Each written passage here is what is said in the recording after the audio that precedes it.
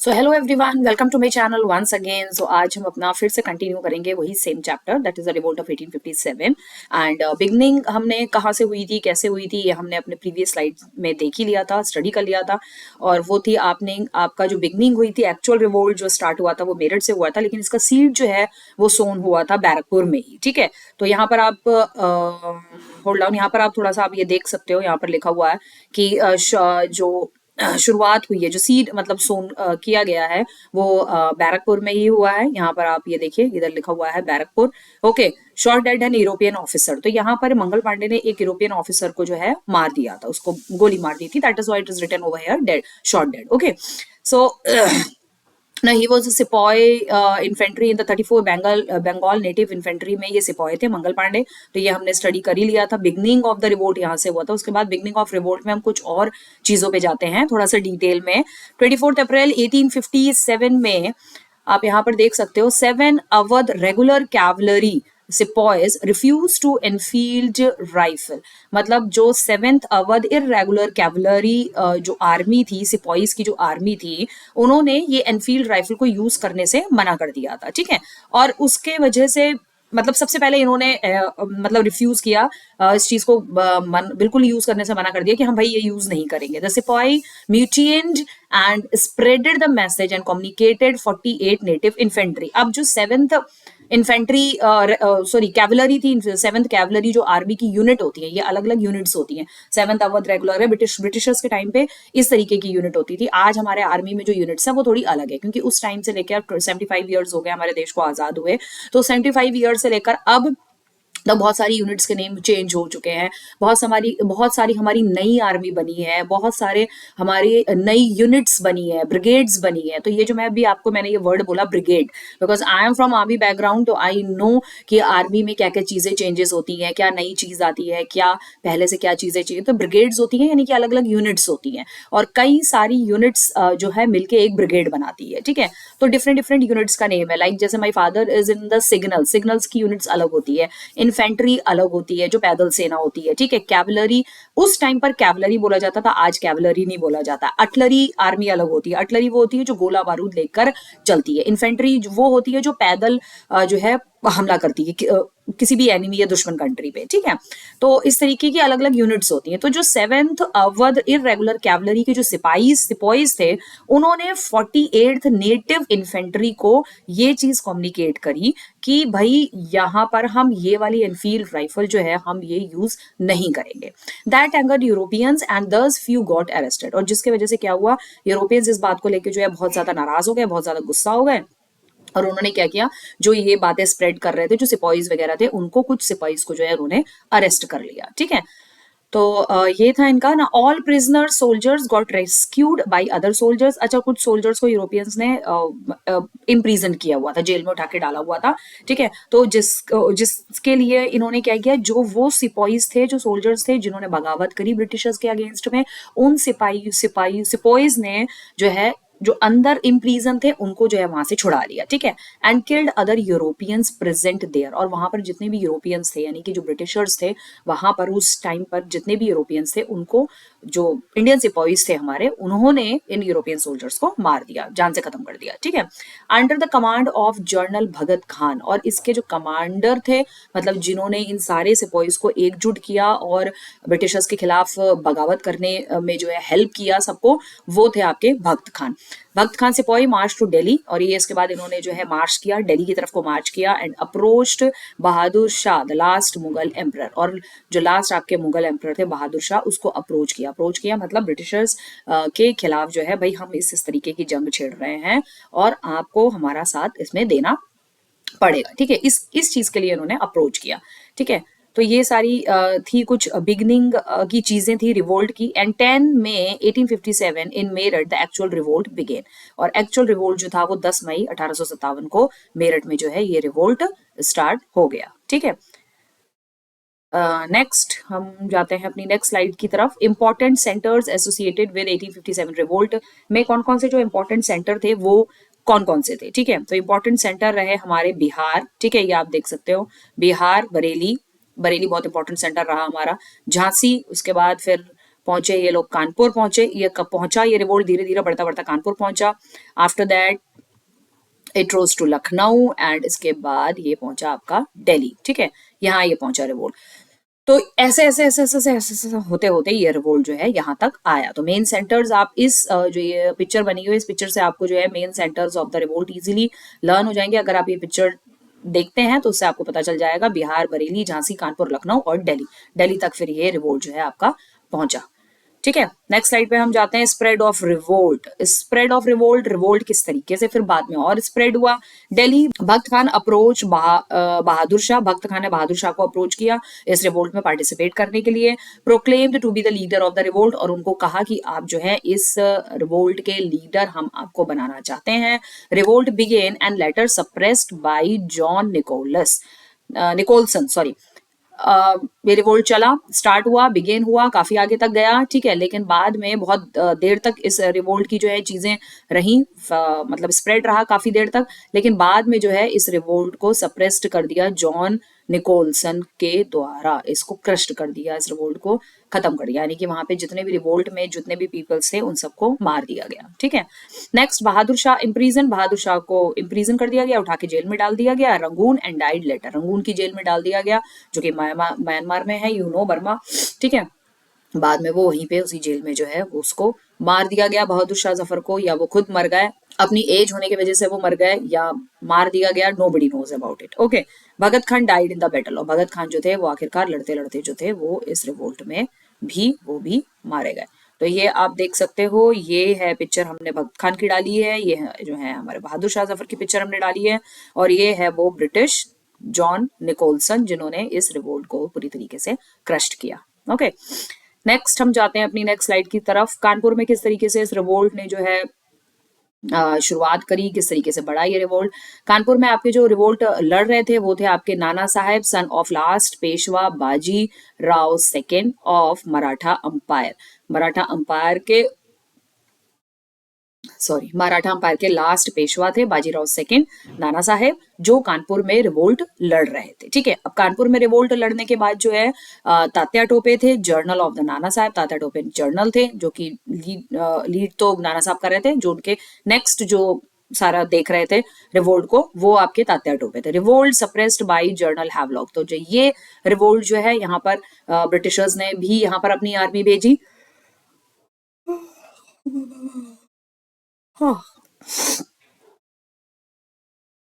सो Britishers ने यहाँ पर अपनी आर्मी भेजी, और यहाँ पर अपनी आर्मी भेज के जो यहाँ पे जो ब्रिटिशर्स थे जनरल हैवलॉक, उनके द्वारा इस रिवोल्ट को, कानपुर के रिवोल्ट को सप्रेस कर दिया गया। यहाँ के लोगों को मार दिया गया, पूरी तरीके से खत्म कर दिया गया।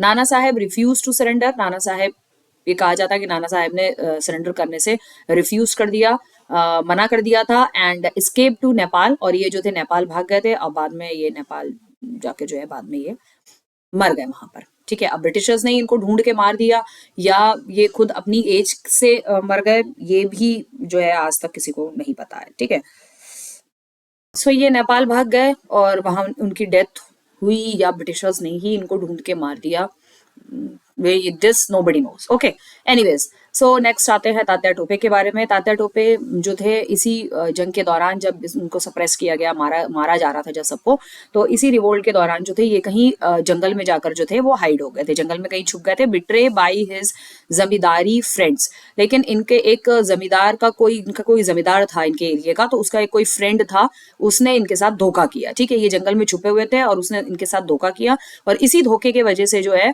Letter got arrested and killed. तो इनको जो है तात्या टोपे को जो है बाद में ब्रिटिशर्स ने जो है अरेस्ट कर लिया, और अरेस्ट करने के साथ साथ ही जो है इनको जो है वो मार दिया ब्रिटिशर्स ने। ठीक है, तो आप यहाँ पर देख सकते हो, ये हमने तात्या टोपे की फोटो डाली है। ठीक है, हमारे नाना साहेब हैं, नहीं सॉरी, तात्या टोपे ये है और ये हमारे नाना साहेब हैं, और ये he is the British person general Havelock.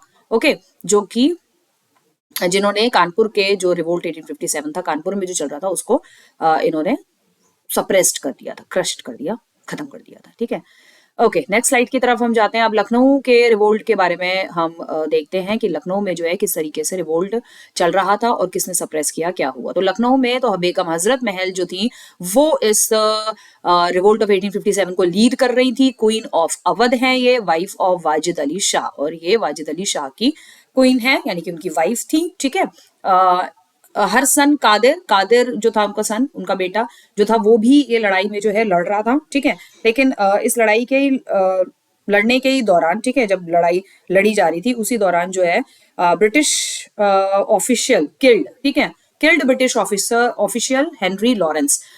तो इनके जो बेटे थे कादिर ने किल्ड ब्रिटिश ऑफिशियल, एक ब्रिटिश ऑफिशियल को जो है इन्होंने मार दिया था, जिनका नाम था Henry Lawrence. Okay, Henry Lawrence, ये इनकी पिक्चर हमने डाली हुई है, पिक की हुई है, ये है हेनरी लॉरेंस की पिक्चर। ओके, तो इसको इनके बेटे ने मार दिया था, ये इनका बेटा है कादिर, और ये है बेगम हजरत महल की पिक हमने यहाँ पे डाली है, सो दैट आप देख सको इजीली। ठीक है, और आई होप आपको दिख रही होगी। And revolt suppressed bye Colin Campbell. तो इस रिवोल्ट को लखनऊ के, सॉरी ये हेनरी लॉरेंस की नहीं, ये कॉलिन कैम्पबेल की जो है पिक है। ठीक है, उनकी नहीं है, लॉरेंस की नहीं है, ये आपकी कॉलिन है। सो रिवोल्ट, इन्होंने जो है इस रिवोल्ट को जो है सप्रेस्ड कर दिया, इस रिवोल्ट को कुचल दिया लखनऊ में, जो बेगम हजरत महल इसको लीड कर रही थी। ठीक है, बेगम एस्केप्ड टू नेपाल, और बेगम जो थी बेगम हजरत महल, वो नेपाल भाग गई।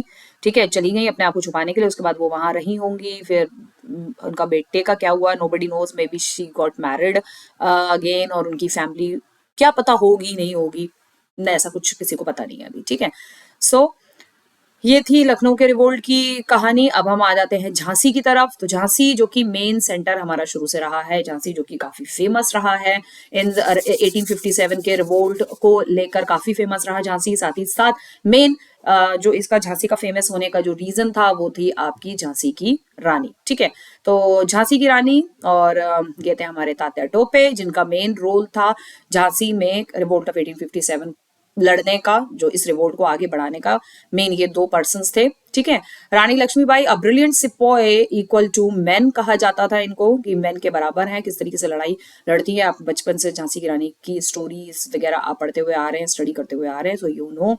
Okay, had an adopted son, इनका एक अडॉप्टेड सन था। Wanted him to ascend the throne, जिनको ये चाहती थी कि जो है, जिनको ये चाहती थी कि इनके बाद जो है वो जो बेटा है इनका, जो अडॉप्टेड सन है, वो इनके सारे जो झांसी का जो है वो राजा बने। ठीक है, वो तो ये ऐसा चाहती थी। Got failed due to doctrine of lapse, लेकिन डॉक्ट्राइन ऑफ लैप्स ब्रिटिशर्स के द्वारा बनाई गई इस पॉलिसी के वजह से जो है ये इस काम में फेल रही। ठीक है, क्योंकि ब्रिटिशर्स ने मना कर दिया, जिनका कोई अडॉप्टेड सन होगा तो, और उनका खुद का ब्लड नहीं है, खुद का ब्लड का कोई बच्चा, बेटा या बेटी नहीं है, तो उसका जो एरिया है, उसकी जो टेरिटरी है, वो ब्रिटिशर्स ने अपने में मिला ली थी डॉक्ट्राइन ऑफ लैप की पॉलिसी लगा के। ठीक है, तो लक्ष्मीबाई एंड तात्या टोपे दोनों ने यहाँ पर जो है मिलके इसको लीड किया, 1857 के रिवोल्ट को झांसी में लीड किया। अनेक्स्ड ग्वालियर, ग्वालियर को इन्होंने अनेक्स्ट किया, अपने कब्जे में किया। रिकैप्चर्ड बाय ब्रिटिश लेटर, लेकिन अपने में कैप्चर करने के बाद थोड़े टाइम के बाद ब्रिटिशर्स ने इसको फिर से कैप्चर कर लिया, रिकैप्चर कर लिया, किसको, ग्वालियर को। Revolt was suppressed by general Hugh Rose, तो ये है आपके जनरल हुज रोज, जिन्होंने इस रिवोल्ट को झांसी में जो है सप्रेस्ड कर दिया, कुचल दिया पूरी तरीके से। ओके, नेक्स्ट स्लाइड की तरफ हम जाते हैं। बिहार और बरेली में किस तरीके से ये रिवोल्ट जो है आगे चला। तो बिहार एंड बरेली में, जमींदार इन बिहार, बिहार में एक जमींदार था जिसने इस को 1857 के रिवोल्ट को लीड किया। हिज एस्टेट, उसका जो पूरा एक एस्टेट था, स्टेट नहीं एस्टेट, यानी कि एक बहुत बड़ा स्टेट की तरह ही एक बहुत बड़ा एरिया था जो कि इसके अंडर में था।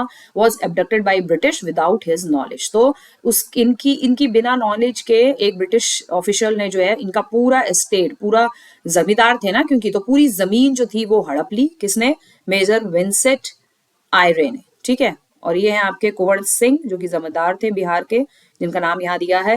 नेक्स्ट है नवाब ऑफ बरेली के जो नवाब थे वो थे आपके Khan Bahadur Khan, involve in the revolt, ये भी इन्वॉल्व थे रिवोल्ट में, और इनको भी जो कॉलिन था उसने इनको जो है मार दिया या जो भी किया होगा, यानी कि बरेली में जो है, बरेली और बिहार में, बरेली में ये लीड कर रहे थे खान बहादुर खान रिवोल्ट को, और बिहार में कुंवर सिंह कर रहे थे। ठीक है, तो ये भी, इन दोनों को भी ब्रिटिशर्स ने बाद में ऑब्वियसली सी बात है मार ही दिया गया होगा। ठीक है, तो कोई ऐसा नहीं था, बहुत कम थे जो बचे इस रिवोल्ट को लीड करने वाले पर्सन्स, ठीक है।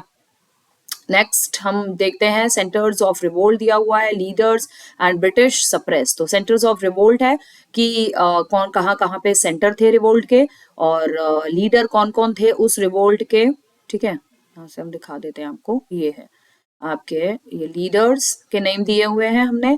सेंटर्स ऑफ रिवोल्ट, लीडर कौन कौन थे, आप यहाँ से इसको लर्न कर सकते हो, और किस किस ब्रिटिश ऑफिशियल्स ने उस रिवोल्ट को वहां पर खत्म किया, सप्रेसर लिखा हुआ है यहाँ पर हमने, ठीक है।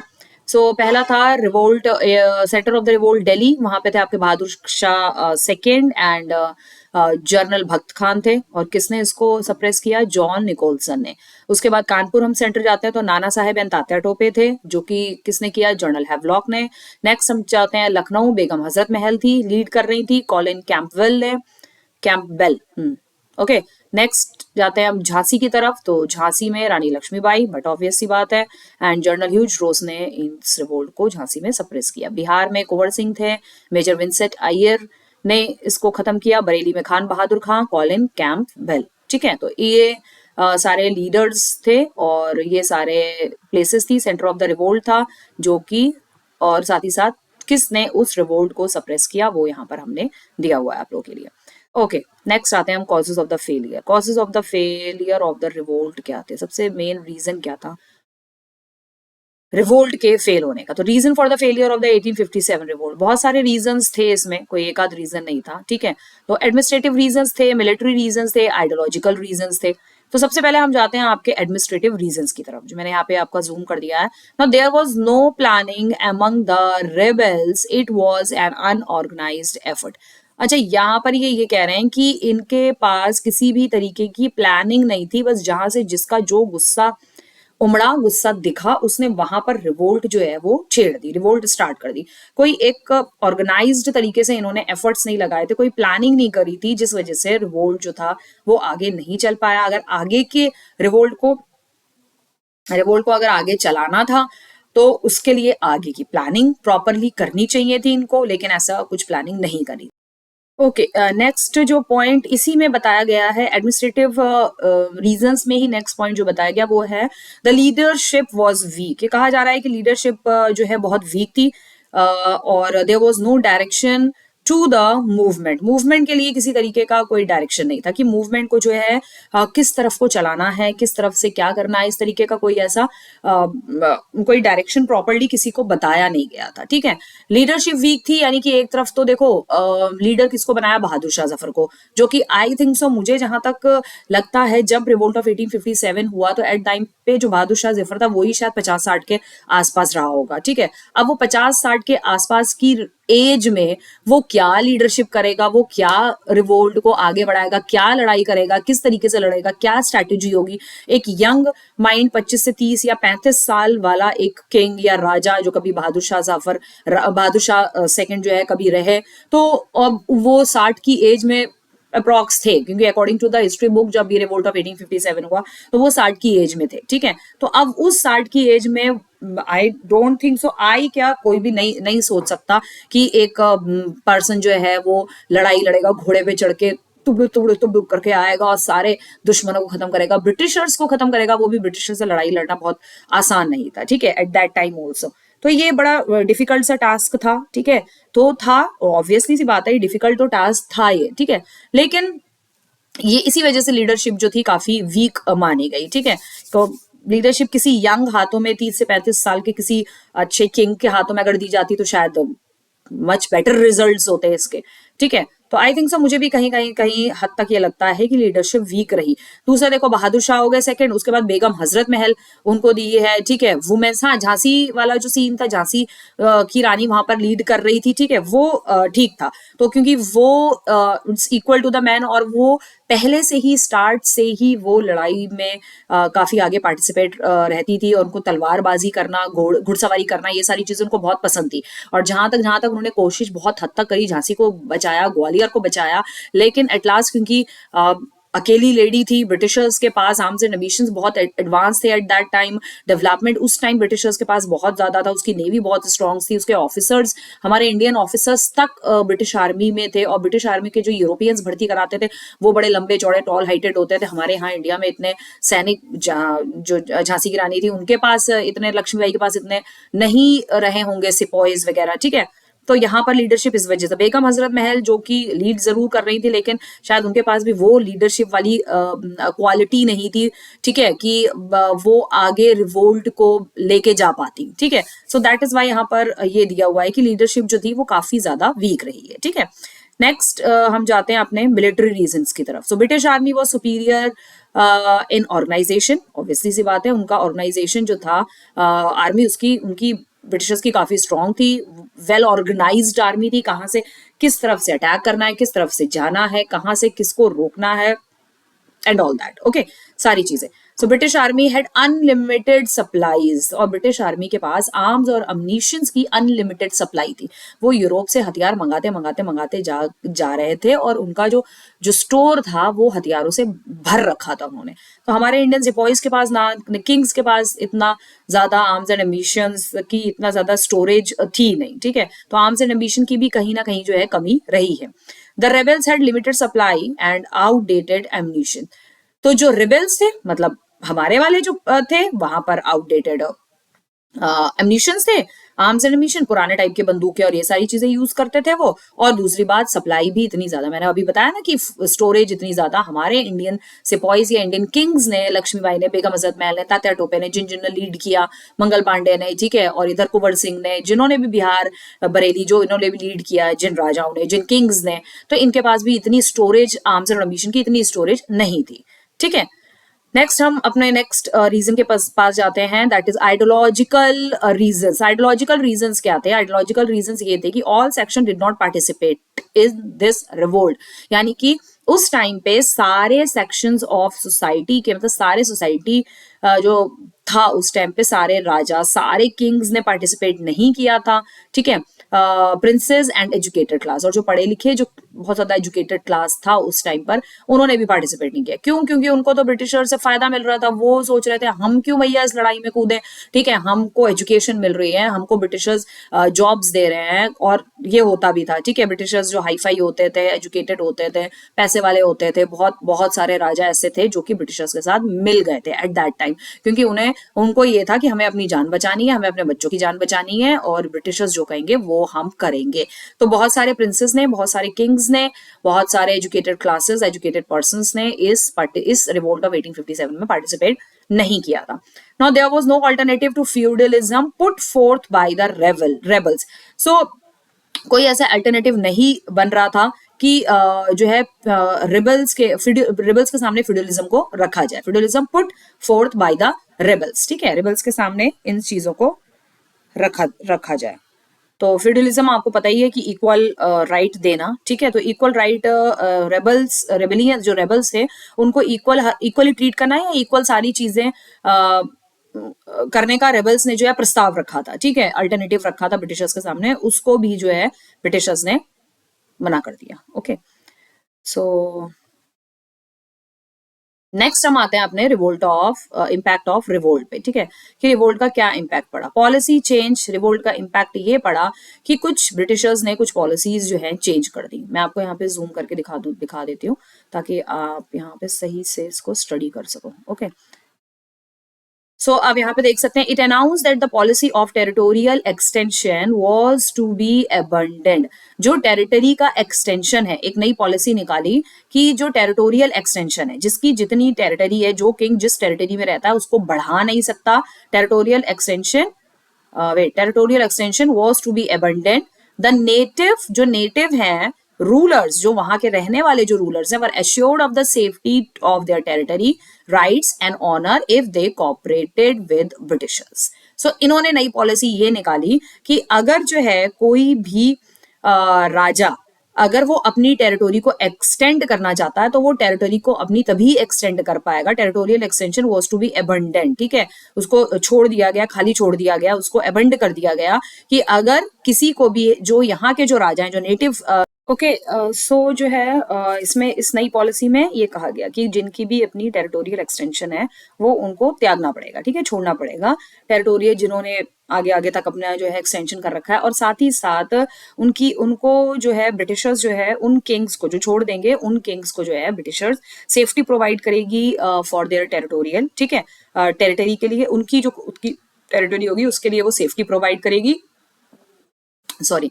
साथ साथ में राइट्स दिए जाएंगे, उनके जो राइट्स हैं वो दिए जाएंगे, and honour if they cooperated, उनको ऑनर किया जाएगा, उनको रिस्पेक्ट दी जाएगी अगर वो ब्रिटिशर्स को जो है सपोर्ट करते हैं, ठीक है, इफ दे कोऑपरेट, अगर वो कोऑपरेट करते हैं ब्रिटिशर्स को तो।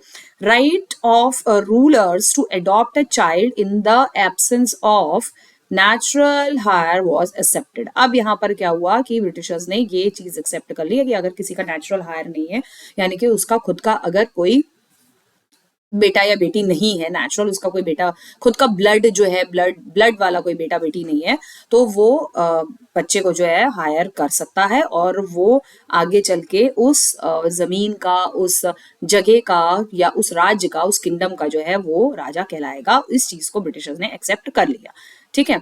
नेक्स्ट इनका चीजें जो चेंज हुई, जो इम्पैक्ट पड़ा, एडमिनिस्ट्रेटिव चेंजेस। एडमिनिस्ट्रेटिव चेंजेस क्या हुए इनके, वो ये हुए कि Queen Victoria was proclaimed as the queen empresses of India and the administration of India. तो क्वीन विक्टोरिया को जो है क्वीन विक्टोरिया ने प्रोक्लेम्ड कर दिया, Queen Victoria was proclaimed, Queen Victoria को प्रोक्लेम्ड किया गया, उनको क्वीन एम्प्रेस बना दिया गया, इंडिया का, इंडिया की मतलब क्वीन बना दिया गया उनको, ठीक है, and the administration of India was transfer the East India Company to the British crown. और इंडिया का सारा जो एडमिनिस्ट्रेशन था 1857 के रिवोल्ट के बाद, सारा एडमिनिस्ट्रेशन सिस्टम जो है क्वीन विक्टोरिया के हाथ में दे दिया गया। क्वीन विक्टोरिया को इंडिया का क्वीन एम्प्रेस बना दिया गया, मतलब एम्परर होता है ना, एम्परर की एम्प्रेसेस, ठीक है, वो बना दिया गया। एम्परर कहते हैं, किंग को एम्परर कहते हैं, तो इनको एम्प्रेसेस बना दिया गया, ठीक है। दूसरा था यहाँ पे कि सारा एडमिनिस्ट्रेशन जो है वो सब कुछ जो है ईस्ट इंडिया कंपनी के हाथ में ट्रांसफर कर दिया गया। इंडिया का सारा एडमिनिस्ट्रेशन ईस्ट इंडिया कंपनी के हाथ में कर दिया गया, ट्रांसफर कर दिया गया, एंड साथ ही साथ टू द ब्रिटिश क्राउन, यानी कि ब्रिटिश क्राउन को सारी चीजें दे दी गई यहाँ पर, ठीक है। Now, instead of company director, India was to be administered by Secretary of State and his 15th member council through the Viceroy। यानी कि अब जो है इंडिया को इंस्टेंट ऑफ कंपनी डायरेक्टर, यानी कि जो ईस्ट इंडिया कंपनी के डायरेक्टर अब तक लीड कर रहे थे, तो वो लीड ना करके अब कौन लीड करेगा, was to be administered by the Secretary of State। जो सेक्रेटरी ऑफ स्टेट है वो इंडिया को जो है अब सारा देखेंगे, सारी चीजें चेकआउट करेंगे, ठीक है, एंड हिज, और उसके 15th जो मेंबर थे council, 15th member council through the voice Roy, और जो वॉइस रॉय होंगे उनके जो 15th मेंबर होंगे वो इनको जो है अब इंडिया को जो है इंडिया की सारी चीजों को, एडमिनिस्ट्रेशन को जो है लुक आफ्टर करेंगे, ठीक है। नेक्स्ट था the governor general Lord Canning became the viceroy and the representative of the crown in India। तो इंडिया में जो क्राउन था, यानी कि इंडिया में जो ब्रिटिश किंग का जो रूल था, जो ब्रिटिश जो क्वीन थी, क्वीन विक्टोरिया को जो एम्प्रेस बनाया हुआ था, तो वहां पर उस क्राउन के नीचे काम कौन करेगा, गवर्नर जनरल, सॉरी,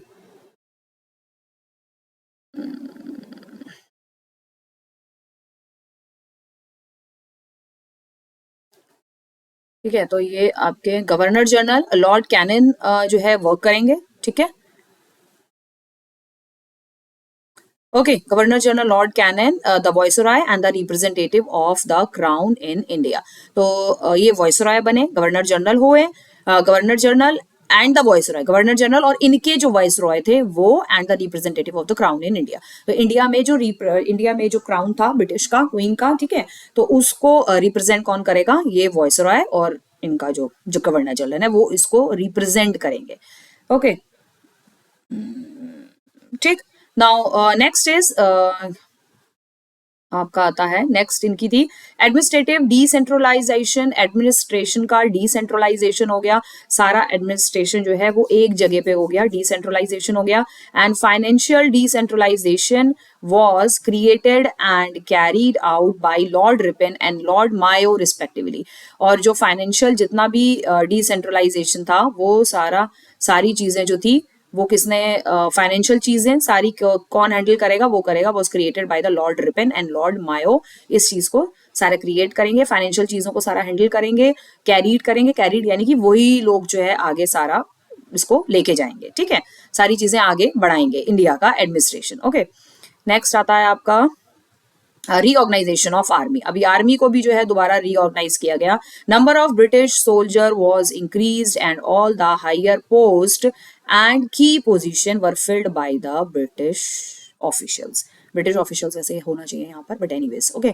अब इन्होंने क्या किया, ब्रिटिश सोल्जर्स, पहले इंडियन सोल्जर्स अपनी आर्मी में भर्ती करते रहते थे। अब इन्होंने क्या किया, सारे ब्रिटिश ऑफिशियल, मैक्सिमम इन्होंने यही कोशिश करी कि सारे जो है आपके ब्रिटिश ऑफिशियल ही जो हैं वो यहाँ पर ब्रिटिश आर्मी में एनरोल किए जाएं, रिक्रूट किए जाएं, ठीक है। और इन्होंने जल्दी से जल्दी क्या किया, ज्यादा से ज्यादा जो हाईएस्ट पोस्ट थी उनको ब्रिटिश ऑफिशियल से फिल्ड अप कर दिया। तो ये थे आपके सारे इम्पैक्ट थे इसके, इम्पैक्ट ऑफ रिवोल्ट थे, पॉलिसी कैसे चेंज हुई, सॉरी पॉलिसीज क्या क्या पॉलिसीज चेंज करी गई, ठीक है, और एडमिनिस्ट्रेटिव चेंजेस क्या क्या हुए, ये सारी चीजें थी, एंड रीऑर्गेनाइजेशन ऑफ आर्मी, ठीक है, ये सारी चीजें किस तरीके से रीऑर्गेनाइज करी गई, ये सारा था। तो इम्पैक्ट रिवोल्ट ऑफ 1857 के ये पढ़े। सो I hope the chapter will make you understand very clearly, and if you have any kind of a problem, any kind of a issue, और कोई भी चीज़ें जो आपको नहीं समझ में आई हो, just write it in the comment box which slide, आप वो स्लाइड जो है या आप टॉपिक्स जो है कमेंट में डाल सकते हैं। जो भी कमेंट आपको अगर नहीं समझ में आया है तो आप वो कमेंट फॉर श्योरली से डाल दें, सॉरी वो टॉपिक आप डाल दें, एंड आई कैन री कंस्ट्रक्ट द वीडियो, एंड उसमें मैं दोबारा से वो सारी चीजें एक्सप्लेन कर दूंगी आपको, जो भी टॉपिक आपको समझ में नहीं आया। So I hope this will clear to you till right now, and if you like the video hit the subscribe button, and for sure like and share the video and the channel for sure. Okay, so till then हम यहाँ पर इस chapter को end करते हैं। This is the last topic of the chapter, and till then हम अपने next geography या सिविक्स या किसी चैप्टर में हम फिर अगेन आपसे मिलेंगे। So till then bye everyone.